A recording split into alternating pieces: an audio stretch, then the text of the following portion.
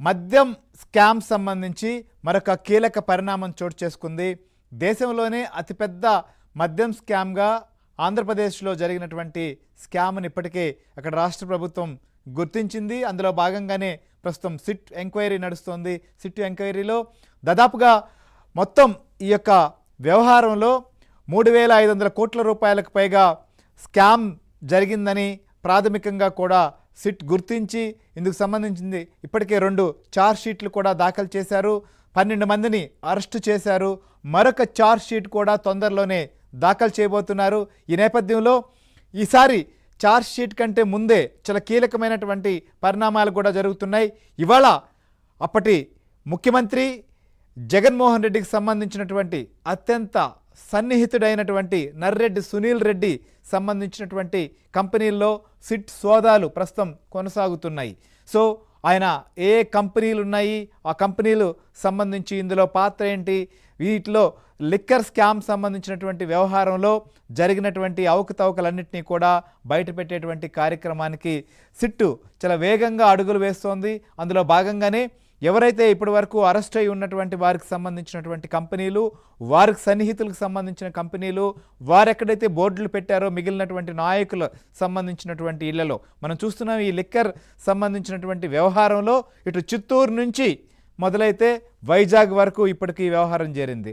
ఇక అమరావతి నుంచి మనం చూస్తే మొత్తం కూడా విదేశాల వరకు మొత్తం డొంక కదులుతున్నటువంటి పరిస్థితులు మనం చూస్తున్నాం. అందులో భాగంగానే లిక్కర్ స్కామ్ సంబంధించినటువంటి వ్యవహారంలో ఇవాళ జరుగుతున్నటువంటి పరిణామాలపైన కూడా మనం అనాలిసిస్ చేద్దాం. ముఖ్యంగా హైదరాబాద్ అలానే విశాఖపట్నంలో ప్రస్తుతం సోదాలు కొనసాగుతున్నాయి. సో అనేక కంపెనీలు RR global enterprises, green smart, Infracon, green tech engineering systems, ఇలా అనేక కంపెనీలకు సంబంధించినటువంటి వాటిలో ప్రస్తుతం సిట్టు తనకు సంబంధించినటువంటి ఈ అనేక అనుమానాలు కావచ్చు, వారికి దొరికినటువంటి ఆధారాలు, గతంలో అరెస్ట్ అయినటువంటి వారి దగ్గర నుంచి తీసుకున్నటువంటి స్టేట్మెంట్స్, వీటి ఆధారంగా కూడా ప్రస్తుతం ఈ యొక్క సోదాలు కూడా నిర్వహిస్తున్నట్లుగా తెలుస్తోంది.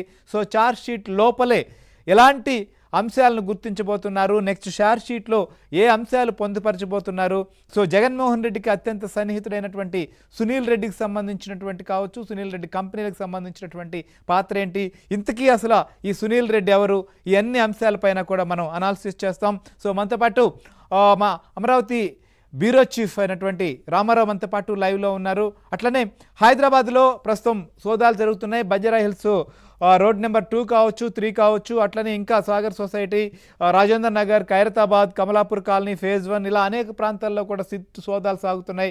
అక్కడి నుంచి మనకు లైవ్ రిపోర్టింగ్ అందించేందుకు మణికంఠ కూడా ప్రస్తుతం సిద్ధంగా ఉన్నారు. మణికంఠ, ఏంటి ఈ సోదాలు సంబంధించినటువంటిది అప్డేట్ ఏంటి? ఇప్పటి వరకు ఎన్ని కంపెనీల్లో హైదరాబాద్లో ఇవి కొనసాగుతున్నాయి, ఎంతమంది పాల్గొన్నారు, ఏ అంశాలను వారు అక్కడ గుర్తిస్తున్నట్లుగా మనకు అప్డేట్ ఉంది?